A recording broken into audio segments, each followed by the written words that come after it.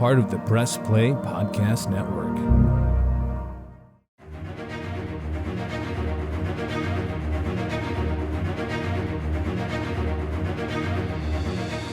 Hello and welcome to Podcast 616, the official podcast of Earth 616. I am your host, Damon Royster. A little bit about me. I am a writer, an actor, improviser, teacher, podcaster, and somehow still a disappointment to my family. They wanted me to be a lawyer, but instead, I love the Marvel Cinematic Universe.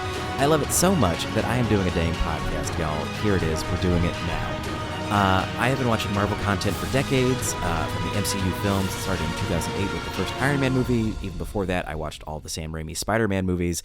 And before that, I was watching all the 1990 superhero cartoons on Fox Kids. I love it all.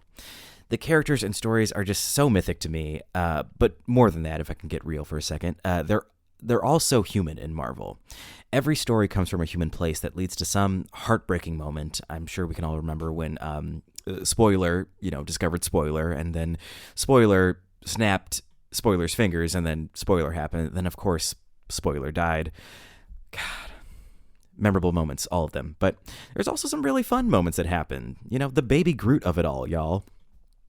I truly believe that Marvel is a celebration of what superheroes fight for and not an examination of how gritty superheroes can be, like some other comic book companies that shall remain nameless. We're talking about DC. But a little bit of the logistics of how this podcast works. On Podcast 616, our goal is to get you ready for the next big Marvel movie.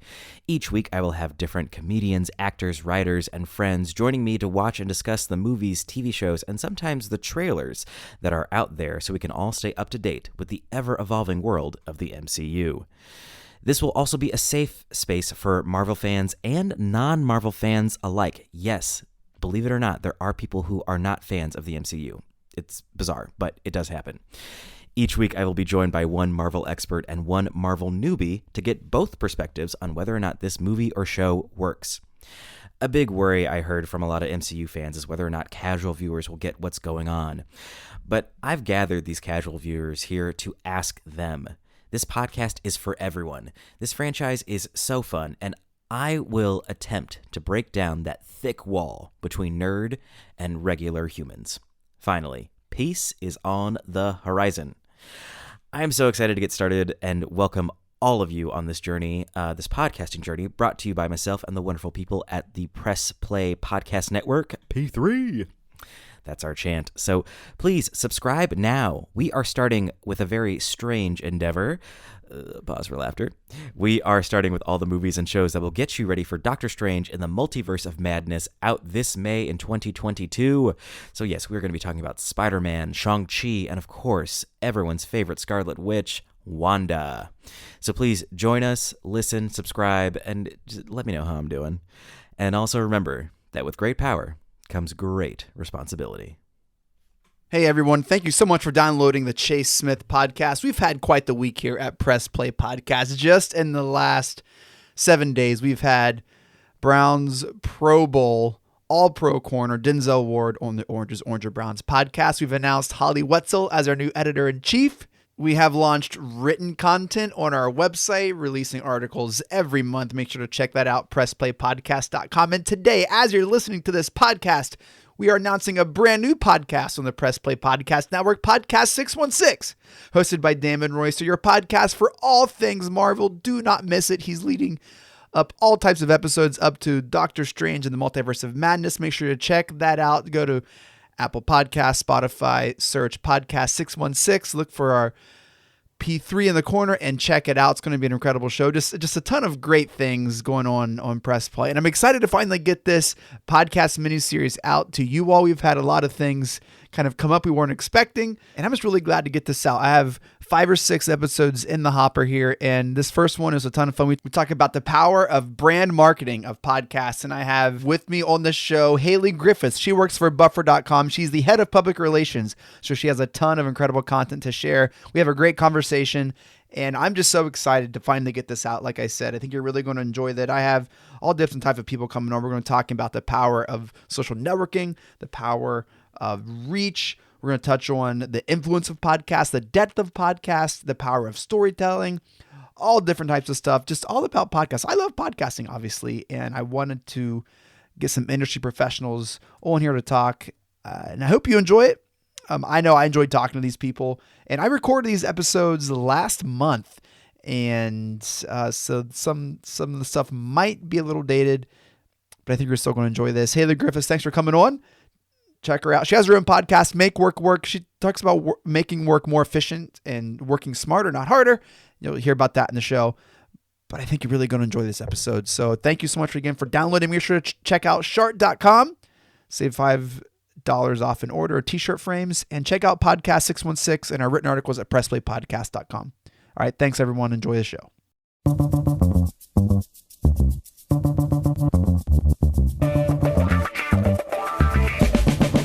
Thank you for downloading the Chase Smith Podcast, proudly part of the Press Play Podcast Network. In this episode, I interview Hailley Griffis, head of public relations at Buffer.com, a social media marketing software for small business. We talk about the power of brand marketing and podcasting, oversaturation, and the future of podcasts. Let's get it! Here with me, head of public relations at Buffer, which is a social media marketing software for small businesses. She hosts her podcast, Make Work Work, all about work processes and working smarter, not harder. You can catch her writings and blog at HailleyGriffis.com. Hailley Griffis. Hailley, thanks for joining the Chase Smith Podcast. Thank you so much for having me, Chase. I'm excited to be here. Yeah, so I'm doing this mini series on podcasting, and I wanted to bring you on for a lot of reasons. But before we get to that, I would love for our listeners to get to know you just a little bit, because you're brilliant at what you do, and you've been in the podcasting world for a long time. Like, honestly, I think ever since I've known of podcasting, I've known of Buffer and the Buffer podcast, so all this, but get to know you a little bit, Hailley. And I want to start here. Did 8-year-old Hailley tell her parents, I want to work at a company that studies how you work? Like, it's kind of like this really, like what was 8-year-old Hailley thinking that she was going to do with her life? Oh, definitely not podcasting. I mean, mostly because podcasting wasn't around. Right. But no, I don't think I was thinking of podcasting. I was at 8 years old. Let's see. I was probably thinking of becoming a veterinarian because I love pets and animals. I later did a project where in high school, they asked you to interview someone whose job you wanted. And I interviewed our veterinarian. We happened to be taking our dog in, and she told me about a couple of procedures that she did. And I left, and I was like, well, I don't want to be a veterinarian anymore. I know that for sure. So I was probably between veterinarian. I really wanted to be a race car driver. Also, I just like going fast, doing things quickly, which has not translated into becoming a race car driver, but has translated into moving quickly with work projects, work efficiency. Sure. Doing a lot of stuff. Yes. Yeah. So I wouldn't say podcasting. Yeah. Those like career day things or job shadowing. And in high school, I shadowed like a chemical engineer at some like chemical plant. Ooh. And it just sounds really, it was the most boring thing I've ever done. And I knew like 30 minutes in, I was like, nope, this isn't what I want to do, which was great because, you're thinking about colleges and stuff. I was like, nope, not chemical engineering. That's for sure. My daughter, she's in first grade. And she, I want to be this when I grow up. Well, her thing now is she wants to be a principal. So no one's her boss. That's like her thing. I feel like this could eventually turn into entrepreneur. I like this. Good for her. Yes. And people listening who know my daughter's name, her name's Lottie. They're going to laugh and know, well, that checks out. That checks out. Don't principals have to report to the school board? I feel like we need to dive into this deeper. She has other career options for being her own boss. Yes. And so I'm like, well, Lottie, the principals have to report to someone. And she's just like, well, no one at the school. So no one on site. Like, she doesn't care. She's just like, all the teachers have to listen to me. Like, okay. So that's awesome. You have this really unique job, Hailley. What fascinates you about working with work efficiency and socials and podcasting? And like, what about this, like, drew you to this industry? Yeah. I mean, I think I've always been fascinated with how people work. And this is why I write about my own work process. This is why Abby and I talk about work processes on Make Work Work so much. We just wanted to interview each other, really. That's how that whole show started, about the different things that we're doing. But ultimately, I think I just was really interested in work processes and hearing about it from others and exploring that. And so I've become fascinated with this. Is what I write about. And this is at Buffer. We do a state of remote work report, for example. And that's one of the things I really enjoy. Brilliant, publishing. By the way, it's brilliant. Yeah, thanks. We're working on the next version right now. And so it's just really fun to see how people work. So to me, it's just not an area that I thought I would be interested in. And I think 8-year-old me would have been like, that's really boring. But it turns out, there's a lot of room for improvement. There are ways to do things that are more efficient. And ultimately, I learned a lot from other people when I was starting out in my job. I learned from people who were blogging, or I learned from people who were active on Twitter. And I just want to do that for others who are learning, right? Anyone right now who's trying to get into, they're trying to have better systems with the work that they're doing. They're trying to start a to-do list. This just happened the other day. Someone was like, "Oh, I'm trying to set up Todoist." And I was like, "Here's my blog post on exactly how I do Todoist." And like this, to me, if I can save someone a couple of extra steps, this is just helpful. But then also I'm just fascinated in how other people set everything up as well. Yes. And by work processes, it's like whether it's a to-do list, a task list, communication, email organization, like what are some other Drafts, kind of like blog posts? Explain that just a little bit further. So it's just really like talking about how to work more efficiently, and what are some, like maybe a couple things you could like tease us with that could push us to. So we talked about like a to-do list, right? If you find yourself with a to-do list, or like want help accomplishing tasks, maybe check out Hailley's blog post on to-do lists. What are some other things that people might not be thinking about could help them work more efficiently? Yeah, I would say that one that Habby and I stumbled upon with Make Work Work that has been so powerful, and I feel like people look at us and they sometimes it doesn't click, and for other people it does click, is actually learning more about who you are. So, motivators tests like the Enneagram, or even just personality tests. One of the other ones that we just did recently is Strengths Finder. And so I think that if you want to work more efficiently, you need to know the most that you possibly can about how you currently work. And that is not as easy of a question to answer as you might think. And it can be a little bit difficult. So I learned a lot about myself through doing the Enneagram. It gave me a lot of language for the things that I'm good at, the things that I'm not good at, the ways that I could improve. And then same for Strengths Finder. You leave Strengths Finder with 5 of your top strengths. And that has given me just a ton of language internally for going into a project and saying, hey, these are my strengths. I'm really good at executing. I'm really good at taking this to the finish line. If you're looking for someone to go through, pick out the details and figure out like all of the 2%, increases that we can be doing here, I'm not that person. Let's partner with someone else to do that. And so I think that there's that side of things too, where, you can become more efficient by just learning more about yourself. That's something that Habby and I talk about a lot on Make Work Work. To-do list is one. Working remotely is another. How to be efficient while working remotely, and, communication across your team. So I just wrote a post about asynchronous communication. I have a lot of colleagues who are not in the same time zone that I'm in. And so that means that we can't rely on being on Zoom calls all day, no matter how much I would love to see them and love to see their pets or, children or however, it's just not efficient. And it's also just not practical for me either. I have my own baby at home and I have pets at home too. And so it's like too much to be sitting on Zoom all day. So things like that. So how you communicate, how you work remotely, but then also learning more about yourself to be able to work more efficiently.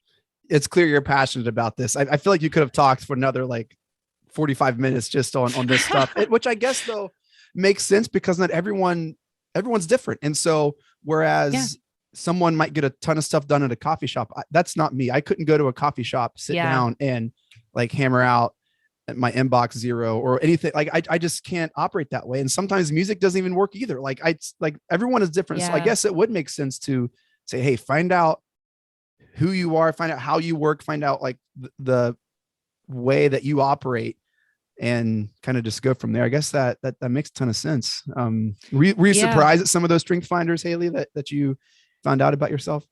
I think I was surprised for a couple of them. I think I easily could have told you that, good at getting stuff done. That is something that is, I could have pointed to, but it goes so much more in depth than that. And I don't have the list in front of me, but I was, even just reading through that list. I sent it to my manager at one point too, because I was like, just so you know, when we're working on projects together, like here's some areas that I can be good at. So yeah, I think some of it was surprising. And then also some of it was just surprising with how accurate it was, right? Like some of these things shock you that you're like, well, how do you know that about me? And so I remember there were a couple in the Strengths Finder where they said, if you're working with this person, do XYZ. And I was like, wow, yeah, I would love if that was the process for how someone would work with me. And that's, they should reach out to me that way.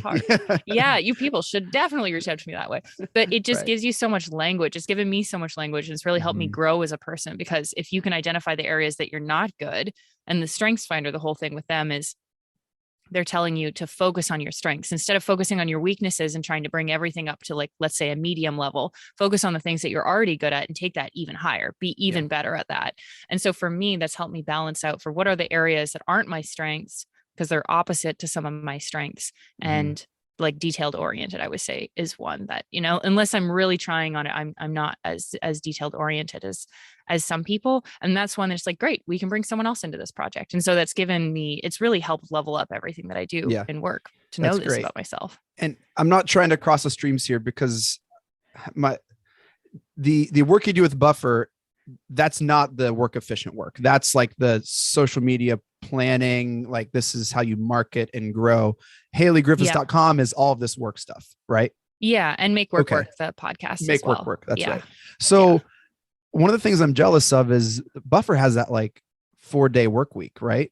Yeah. Which I think is so brilliant. How has that changed? When did that change happen with Buffer?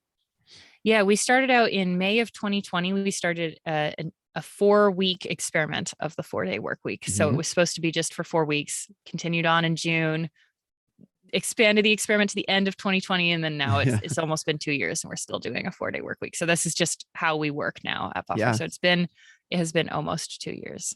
Wow. And I mean, I'm just assuming because it's extended, more projects have gotten done. People work more efficiently, right? It's kind of almost pretty cool to be able to speak to some of these work processes in real life. You'd be like, hey, this is something that I found that works, something that we are implementing even at this large platform. Gosh. Yeah, no, definitely. I've seen a ton of that. And I've recently become really into Notion as a tool. So, we use Notion internally at Buffer to create handbooks, and I'm using it on our marketing team to make sure that we have just like guides for everything. And that definitely just, how are we getting this done? And that's sort of that level of documentation that is also acting as asynchronous communication is really important, when now not only are we all remote and we're all in different time zones, but also we only work 4 days a week. And so one of my colleagues, for example, he's in Australia. That means he's working on Sunday, Sunday. So that's really 3 days a week of overlap with him. Right. And so you do have to be efficient. You have to think about these things if you want to be effective, and if you don't want, your work to just completely spill over into all of your other time. Yeah. Well, this is fascinating. And if you're listening and want organization and structure with your posting or other work-related items, check out Buffer. And if you want to find out how to work smarter and how to make work work, check out HailleyGriffis.com and her podcast it's Make Work Work. It's at Make Work Work on Twitter. It's at M Work Work, but we'll come up for Make Work Work. Yes. We're going to take a quick break, Hailley. And I want to, when we come back, talk about podcasting, because I love podcasting. I wish we could talk about this longer, but so we're going to be right back. Hailley, stick around and we'll talk podcasting. Want to take a quick break to tell you about our good friends at Shart.com. Shart.com offers the very best t-shirt frames on the market. It's as simple as that. It's so good. Some call it art for your shirt. Shirt art. Shart. Shart.com is perfect for that shirt folded in the back of your drawer that is too sentimental to donate or throw away. Purchase one of these incredible frames ready to hang and display that shirt with pride. Shart's foam inserts and high-quality frames prevent you from having to cut your shirt and will keep your memory safe and beautiful for years to come.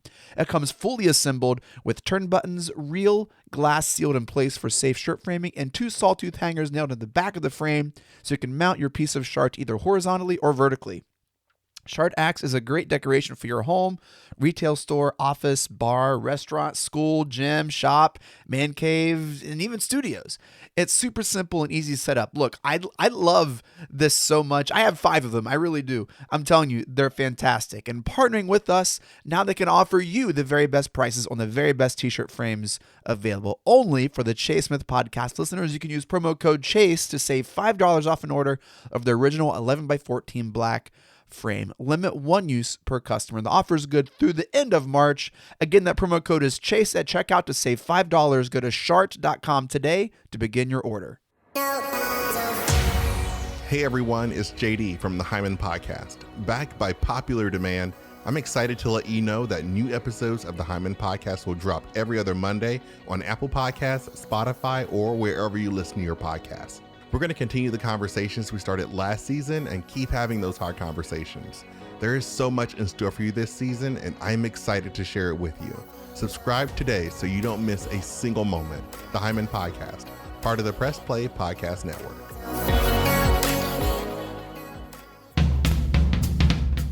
Hello, this is Don Mike Mendoza, the host of the Producing While Asian podcast. Join us to listen in on conversations with everyone who identify from producers to non-producers who all are part of the AAPI community.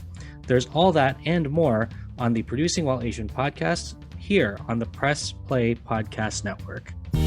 Hello, Brooks here with the Books with Brooks monthly book club podcast. Listen, it is beyond time for you to join a book club. I know you've been thinking about it and everyone's doing it.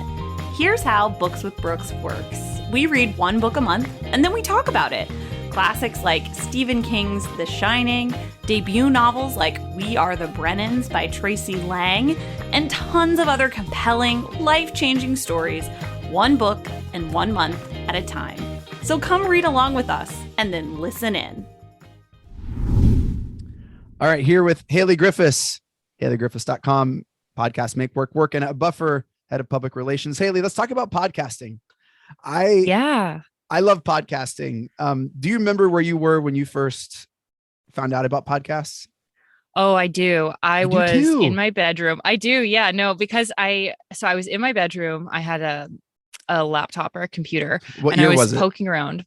Oh God, it was a really long time ago. It was definitely 2006 for me. 2010. Okay. Yeah. So it was earlier than 2010 for me. And it was at the time that podcasts were just on iTunes. This is how I came across them. Yep. So I had a Mac and I was like a kid and my friends and I, we would record like funny videos on this Mac that we had at my house. And so in that process of just poking around on the Mac, I found iTunes and I found podcasts. And so I had spent a semester abroad in Germany when I was in high school. Cool. And I didn't know what podcasts were, but I think there was some sort of tagline about like learn anything or learn from people. And I was like, oh, you know what I want to learn is languages. So I wonder if there's a German podcast on here.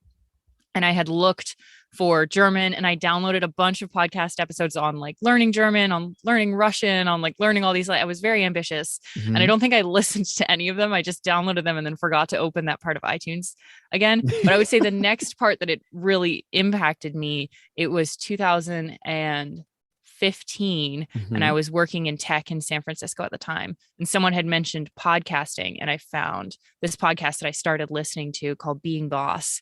And the two women who run that show are awesome. They're still running that show and they run a whole business. And I remember just listening to the way that they were talking and podcasting and getting really caught up and listening to all of their episodes and kind of becoming addicted from there. Yes, it was 2006. I was a freshman in college and I don't know if you can tell from my background. So we're recording on Zoom. We're not going to show video, but just post audio, but I like the Cleveland Browns. I can see it. Right. And so I don't remember what was going on with the Browns, but I just like wanted to listen to someone talk about the Browns.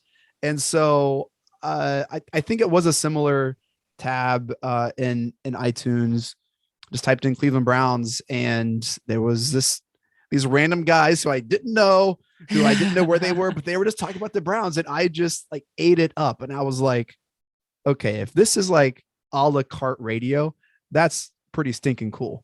And I felt that there was something special was with podcasts. And it definitely seemed underutilized and hard to find. And it wasn't very like user-friendly. Absolutely. Very, very clunky, but my goodness, Hailley, 2022, here we are. And I think we are. I would be surprised if there's anyone under 50 who hasn't at least heard the word podcast. Yeah. I feel like most people have at least heard the word podcast. It comes up a lot more now, knowing how to get to a podcast. That's just something I've gone over with, family members sometimes or friends sometimes who are like, wait, you run a podcast. How do I listen to it? I don't understand how this works. But yes. And that's getting better. Oh yeah, definitely. Especially with Spotify that's a lot easier for people, I think. At Spotify. And I think some of those like smart home devices too. Oh yeah. Just whether it's with Alexa or Google. Apple needs to step up their game on the home device because I feel like I haven't used theirs, so Yeah, I'm I not haven't sure. either. That's true. That's true because we just added Make Work Work to Audible, so that's all linked in through like Amazon Music as Yeah. well. So yeah, that's right. And so now here we are, 2022, and most brands, businesses, Hailley, they come with the podcast, and that's been a revelation over the last, I would say, 3 to 5 years. Are you shocked that brands, businesses have leaned into this kind of podcasting world? I don't think I would say that I'm shocked. I think that sometimes I'm really happy to see the quality that comes out of it, because I think that there's definitely a way to do it incorrectly, to do branded podcasts incorrectly, right? So yes. I think sometimes I'm surprised pleasantly at how great the quality is, but I don't think I'm shocked, because ultimately podcasting is a really personal way to connect with people, with community members, with potential customers, with anyone on social media. That voice, I find it very personal to have someone's voice that you're listening to. And usually, a lot of people are just in their homes or they're in their cars. They're generally alone. So it does feel like a conversation, or it feels like something that's just been made just for them. And, sometimes that can come with its own host of problems. But ultimately for brands, that looks like connecting more closely to the people that they want to reach. So I think that podcasting is a unique and powerful medium from that perspective. Yes. And when you're in your car or on your treadmill or taking a walk, you do feel like you get to know the host or the brand or whatever person is hosting and talking, and can kind of really create that intimacy, which is really cool. I never, and this is why I'm not, I never even saw an avenue for like brands to be like, oh yeah, hey, we're going to have a podcast. I think it's brilliant. And I'm like, just when it started, I just saw it as people talking about what they're passionate about and what they love. And if someone wanted to talk about Canon printers, or I don't know, you know what I mean? Like they could, but now it has been so much more than just like these hobbies or passions. And there's industry experts like yourself. There's brands, there's like literally, would you say if you don't have a podcast, you're not kind of reaching your full like marketing? I feel like you almost aren't. Like, is podcasting a have to have? Is that a have to now? I don't know if I would say anything in marketing is a have to, because I've seen a lot of great companies and small businesses who just like pick one or two and do really well. So I might have a strange answer for you there. But I think for companies who are trying to dominate an industry, or who are trying to be like ever present, really experts on a topic, podcasting is absolutely a medium that you can't ignore. But I think for some brands, like smaller brands, if they're really trying to do things differently, then it's not like they have to have one of everything. Is there such a thing as oversaturation in like branded marketing podcasts? Like, would someone be like, oh, here's American Eagle, here's Old Navy, here's Gap, and now they all have it? Like, is there like such a thing as oversaturation, or is it really like great content, like like produced stuff that's what is going to stick out? Because like I kind of see that a little bit in the sports genre, sports vertical a little bit. With podcasting in particular, that there's a little bit of oversaturation. Yes. Well, at least in the Cleveland Browns fan market, it's like everyone this really specific niche. It is really specific. That's awesome. I don't see it yet with brands, but I think that podcasting is unique in the sense that it's not like once you decide to listen to podcasts, you have to listen to all of them. You get to choose what you want to listen to, right? So I think that there's just, I guess, much with who you decide to follow on Instagram or whose email newsletters you decide to subscribe to. So I wouldn't say that I think it's saturated.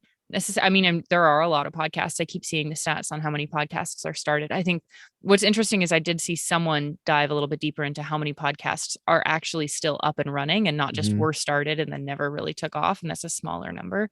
Yes. I don't think it's oversaturated yet. And I also think what's been great is that for these big brands who are doing podcasts, it really gives a voice to their brand, and it adds a layer of personality that can be hard to have just over social media, just over text, like without that audio component, right? And I think that could speak to the staying power of podcasts too, Hailley, giving that personality, allowing people to understand whether it is someone behind the brand. And you look at other kind of internet fads that have come and gone, whether it's Vine or even just kind of like these apps that come and go. Podcasting is here, and I don't really see it going anywhere. I think podcasting is here, and it is a like viable, like journalistic medium moving forward. And this is what makes it so crazy, is that you could have these big brands like Nike do a podcast, and then you can have someone who wears a Nike do a podcast about Nike. Right. And it's just like, it is so,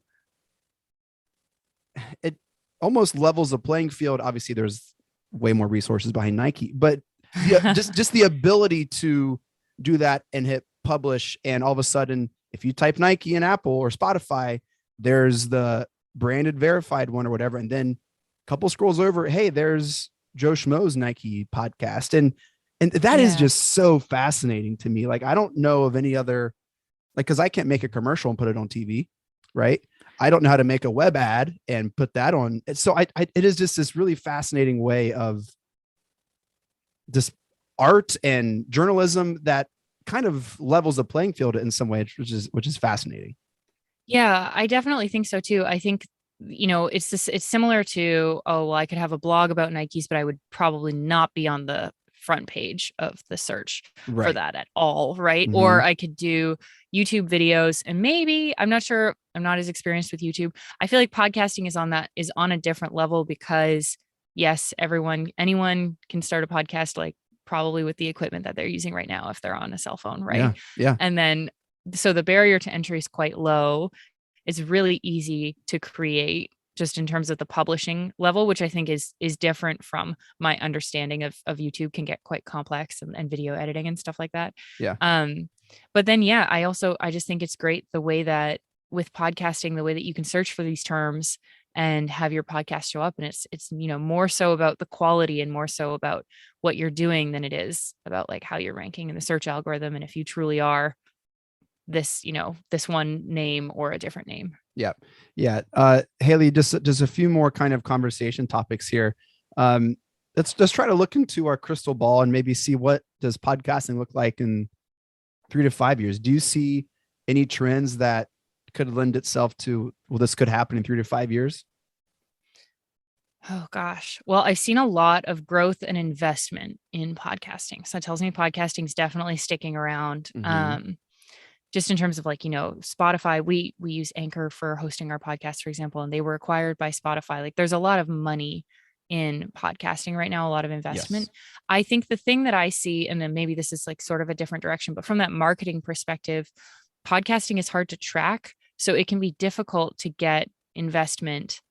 It depends on who you're looking at. Like if you're trying to sell ads, that can be difficult. Mm-hmm. Or if you are a podcaster and you're trying to like make a case for launching a podcast internally at your company, some of that can be difficult. So I think there is a need for more metrics, more top of the funnel metrics. And I could see that being a thing that we see a little bit more in the future. I know that's like kind of a little bit of a different answer.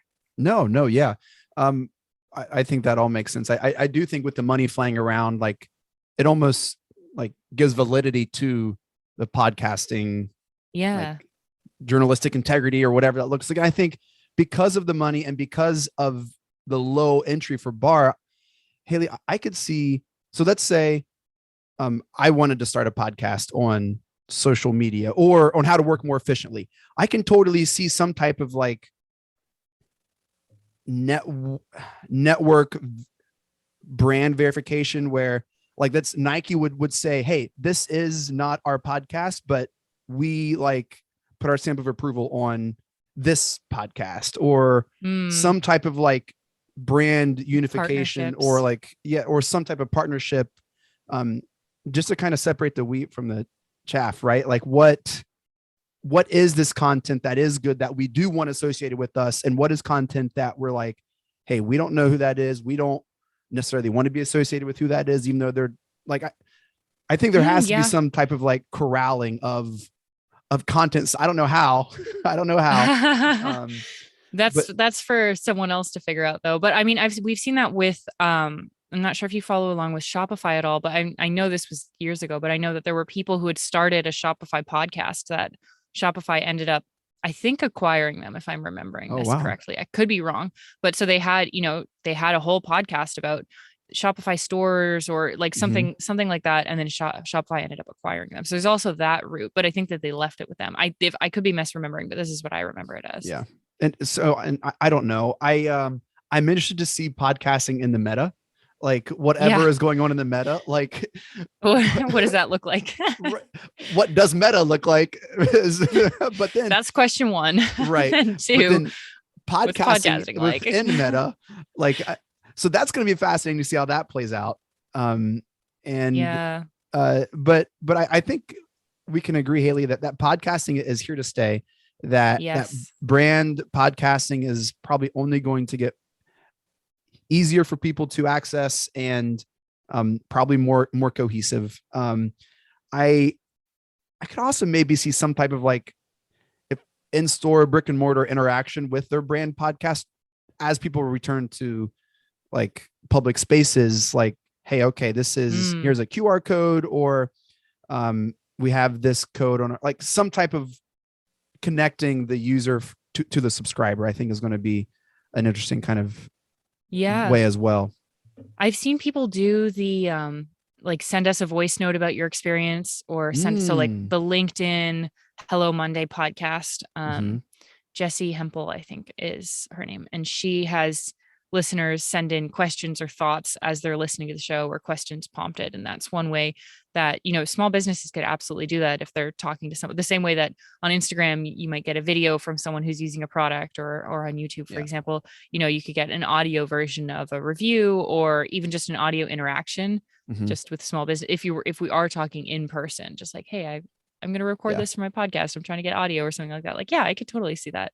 I think there are a lot of creative things to do with podcasting, and there's a lot further to go. I think there's only more from here. It's been awesome to see what people have done so far. Like, I'm obsessed with the storytelling podcasts, and those are also fantastic. That's definitely, audio is such a fantastic medium for storytelling, and just bringing in different voices and bringing in music. And I think there's more that can continue to be done there. So oh my gosh, excited. we didn't talk about how Hollywood is like buying stories and podcasts and turning those into series or whatever. And then they made a show about podcasting about like the only murders in the building, right? Did you check that out?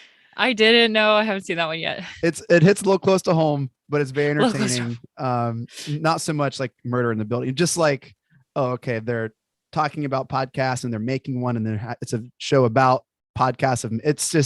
It's really, really clever. But love it. Even more that integration. Hailley, I'm here for it. Hailley, you're here for it. And if you want to watch Hailley be here for it all the time, check out Hailley's stuff. Hailley, where can we follow you on the interwebs?